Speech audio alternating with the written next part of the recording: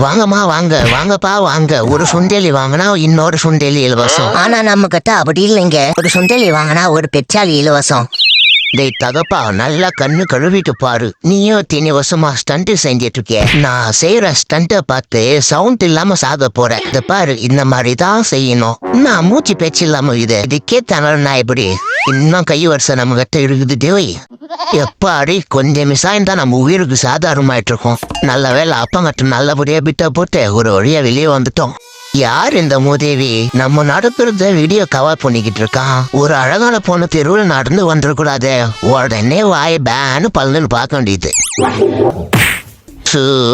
இவவா ரொம்ப பண்ணிக்கிட்டு இருக்கா. சம்தியத்து மண்டிய பொழந்தலாம் போல இருக்குது. இப்போ நான் இந்த சோப்பு போட்டு குளிச்சுட்டு வேலைக்கு அப்பா போறேன், சாப்பிட்டு தூங்க போறேன். அதுக்கு இவ்வளவு பில்டப் கொடுத்துட்டு இருக்கா.